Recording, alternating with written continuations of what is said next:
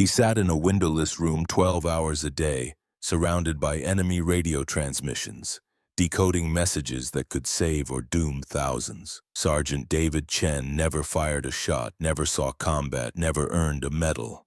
But on January 23, 1970, he cracked a code that revealed the largest enemy offensive since Tet.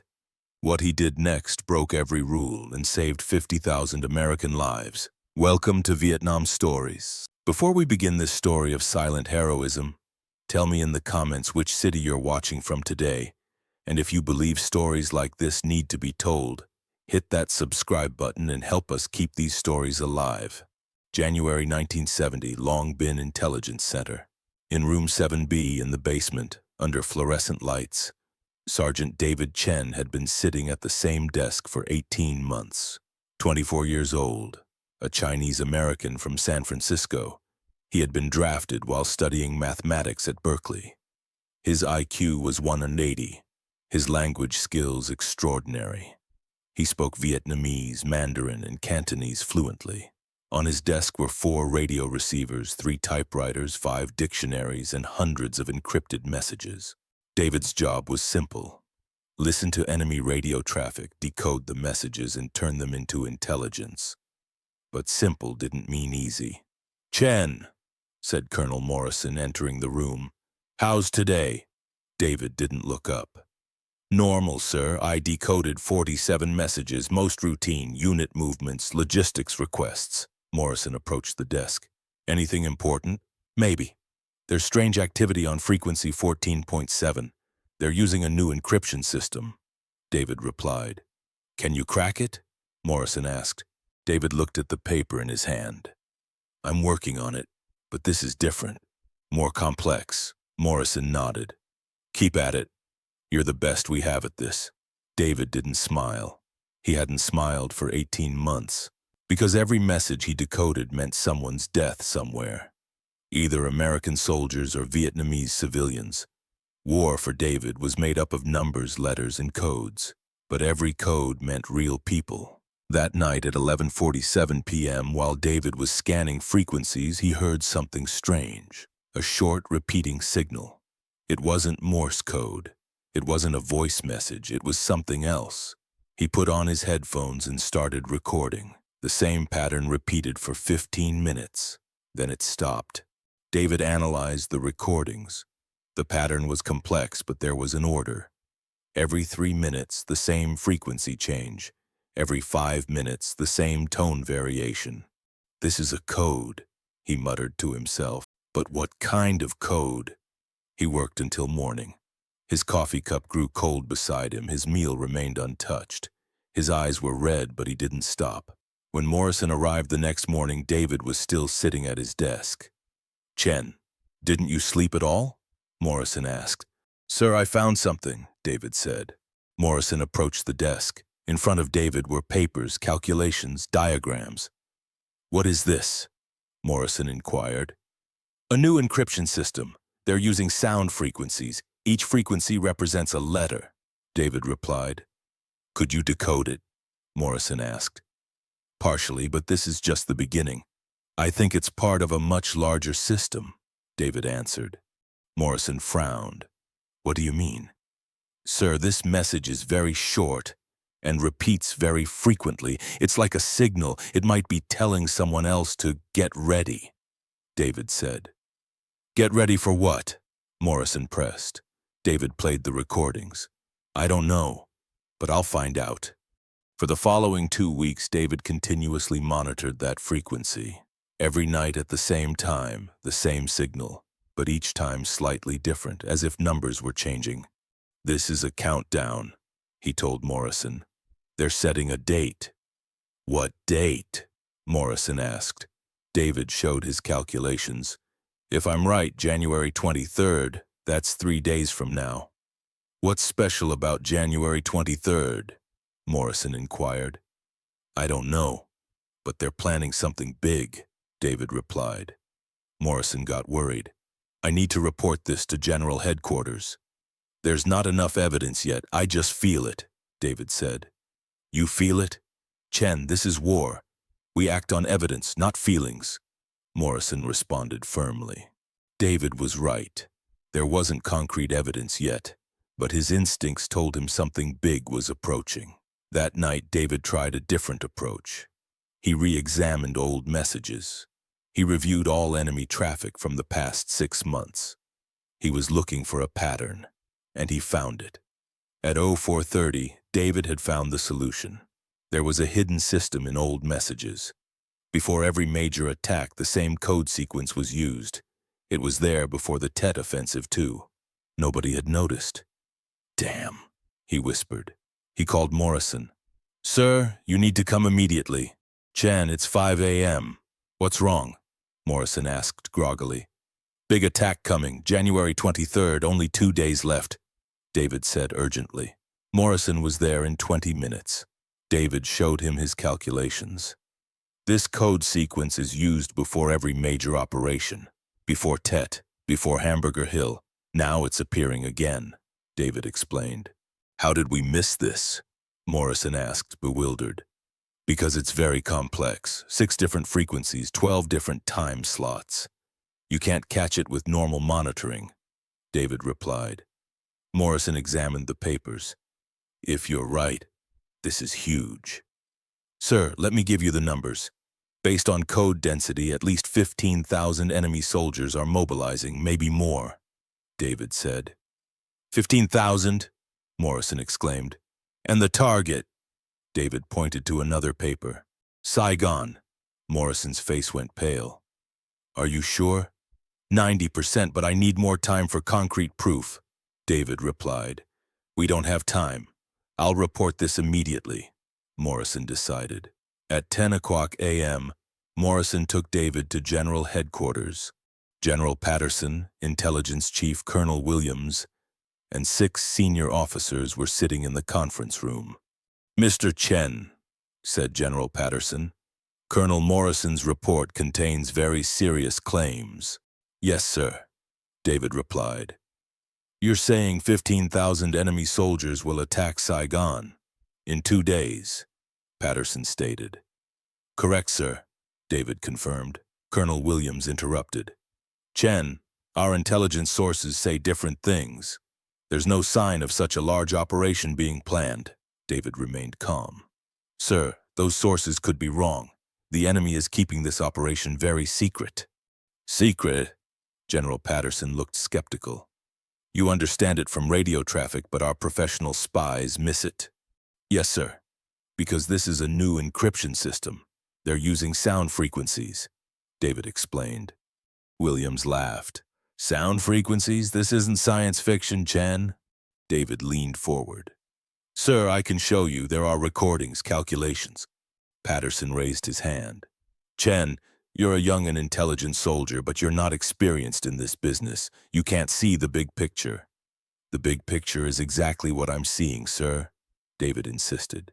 "No, you only see codes. We see the strategic situation, and the enemy doesn't have the capacity for such an operation," Patterson replied dismissively. David insisted. "Sir, if I'm wrong, we'll just have prepared, but if I'm right and we don't prepare—" "Chen," Williams spoke harshly, "you're just a sergeant. There are generals here. We make the decisions."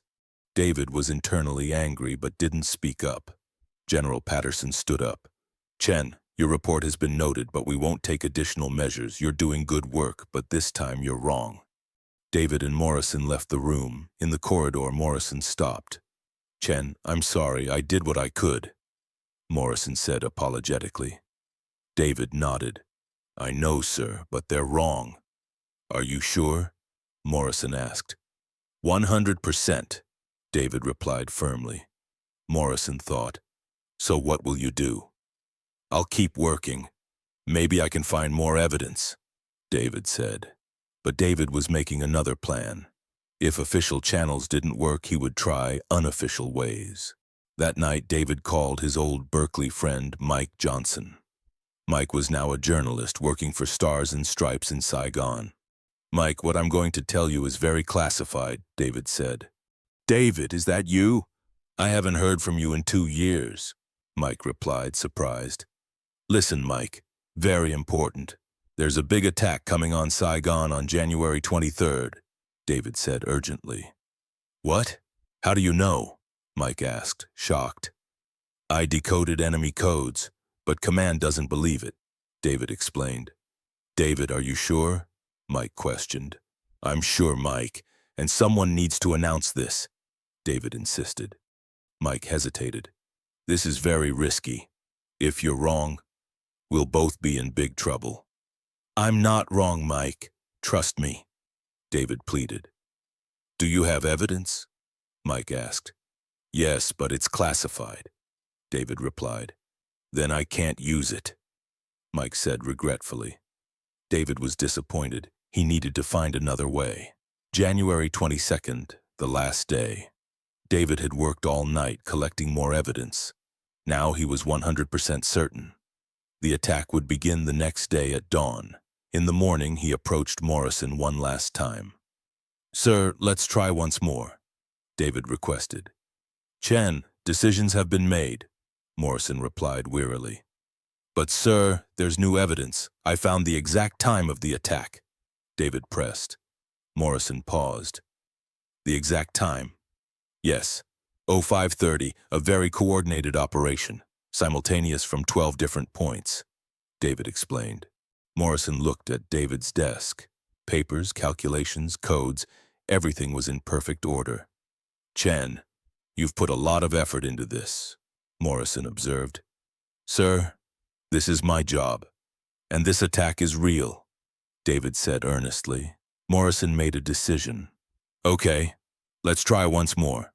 In the afternoon emergency meeting, this time only General Patterson, Colonel Williams, and Morrison, David entered with his final report. Sir, I want to present you with concrete evidence, David said. Patterson looked tired. Chen, we listened to you yesterday too. But today there's more. I've decoded the complete plan of the attack, David insisted. David opened the map. He had drawn 12 red arrows over Saigon City. 12 separate units, 12 different targets, Presidential Palace, Tan Son Nhut Airport, U.S. Embassy radio station, David explained. Williams interrupted. Chen, this is nonsense. The enemy doesn't have the capacity for such an operation. They do, sir, and here's the proof, David said, turning on the recording device. This is the last message I caught at 2 a.m. tonight. Sounds came out. Vietnamese conversations, code words, coordinates. What does this say? Patterson asked. David translated. All units move to ready positions. D-Day minus 8 hours. Repeat, D-Day minus 8 hours. D-Day? Patterson exclaimed in surprise. Yes, sir. They're also calling it D-Day, a very big operation, David confirmed. Williams still didn't believe. This could be coincidence. David lost his patience. It's not coincidence. I've been decoding these codes for 18 months. These are real. And tomorrow morning, 50,000 people will die if we don't prepare, he shouted. The room fell silent. David never spoke loudly. Patterson thought for a long time. Chen, what if you're wrong? I'm not wrong, sir, David replied firmly. But if you are, it will be a huge waste of resources. Thousands of soldiers will be mobilized unnecessarily, Patterson said. And if I'm right, thousands of soldiers will stay alive, David countered. Patterson looked at Morrison. Tom, what do you think? Morrison hesitated. General, Chen's performance has been perfect. He hasn't been wrong once in 18 months. But this is a very big claim, Patterson said thoughtfully. I know, but maybe we could make minimal preparations, Morrison suggested. Patterson finally decided. Okay, limited alert status, but Chen, if you're wrong, your career is over. Understood, sir, David replied solemnly. David didn't sleep that night. He listened to the radios, followed the final preparations. After midnight, enemy traffic increased. David's calculations were correct. At 4 a.m., he called Morrison. Sir, it started. Enemy units are moving, David reported urgently. Morrison's voice was sleepy. Are you sure? I'm sure. Radio traffic increased 300%. Operation codes are coming, David confirmed. Okay, I'll call the general, Morrison said, now fully awake. At 04:30, the alarm was sounded. All American units in Saigon went to full alert. Security measures were taken. At 5:15, David heard the first explosion sounds in his headphones. "It started," he whispered. At 05:30, exactly at the time David predicted, Tet Offensive Part 2 began. Simultaneous attacks from 12 different points, but this time American forces were ready. David sat in room 7B, listening to battle sounds coming from the radios. Explosions, gunfire, screams. Morrison came running. "Chen, you were right. Everything is exactly as you said." "How's the situation, sir?" David asked anxiously. "Good, very good. Because we were prepared, the enemy couldn't create a surprise effect. Our casualties are minimal," Morrison replied. David breathed a sigh of relief. "Thank God." "Chen, you just saved thousands of soldiers' lives," Morrison said gratefully. The battle lasted 6 hours. David followed the entire operation via radio, made real-time translations, analyzed enemy plans. The operations center constantly consulted him. By midday, the battle was over. The enemy was defeated. American casualties, 23 dead, 156 wounded. If they hadn't prepared, there would have been thousands of deaths. That evening, General Patterson called David to his office. "Chen, I apologize. You were right. We were wrong," Patterson said humbly. "It doesn't matter, sir. What matters is the result," David replied. "You saved many lives today. Are you aware of that?" Patterson asked. David nodded. "I just did my job." "No, you did more than your job. You went against the rules, took risks," Patterson said. Patterson took out a box from his desk. "This is yours." Inside the box was a bronze star. "Sir, I didn't fight," David protested. "You fought, Chen, a different kind of fight, and you won," Patterson replied. David took the medal. It was heavy, cold. "Thank you, sir," David said quietly. "I'm the one thanking you, Chen. And one more thing," Patterson added. "Yes?" David asked. "Promotion. Second Lieutenant David Chen," Patterson announced. David Chen continued working in room 7B for the rest of the war. He decoded hundreds more messages, predicted dozens more operations, but none was as big as January 23rd. He returned to America in 1971. The CIA offered him a job. The NSA offered him a senior position. He rejected them all. "Why?" Morrison asked. "I'm too tired. I'm sick of decoding codes related to people's deaths," David replied wearily. David returned to San Francisco. He became an associate professor of mathematics at Berkeley. He got married, had 2 children. He lived a normal life. For 40 years, he never told anyone what he did in Vietnam. Even his wife didn't know. When he retired in 2010, his former students asked him, "Professor, did you ever have any adventures?" David smiled. "Adventures? No. I always worked at a desk." In 2015, David was 69 years old. His grandchildren wanted him to tell them stories. "Grandpa, what did you used to do for work?" his grandchild asked. David hesitated. Maybe it was time. "Let me tell you a story. A long time ago, there was a young man. This man loved numbers very much," David began. "Was he a mathematician?" the child asked. "Sort of. But his numbers were different. These numbers saved people's lives," David explained. "How?" the child pressed. "He decoded the enemy's secret messages. And one day he found a very important message," David continued. David told about that day, the codes, the attack, the general's opposition, the last-minute decision. "And what happened, Grandpa?"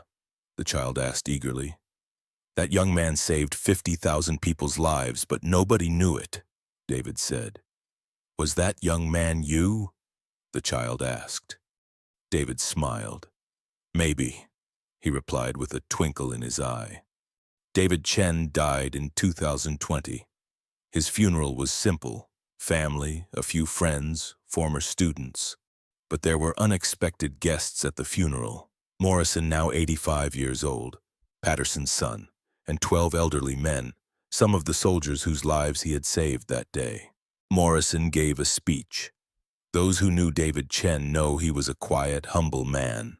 But few know that on January 23, 1970, he saved 50,000 lives. If David's courage hadn't existed that day, we would have witnessed the greatest disaster of the Vietnam War. But he went against the rules, took risks, and defended the truth. David never boasted, never told stories, never wanted recognition. He just did his job, and that job was saving people's lives. David's headstone reads, David Chen, warrior of the silent war. He broke codes, he saved lives. And now I ask you, have you ever met someone like David Chen?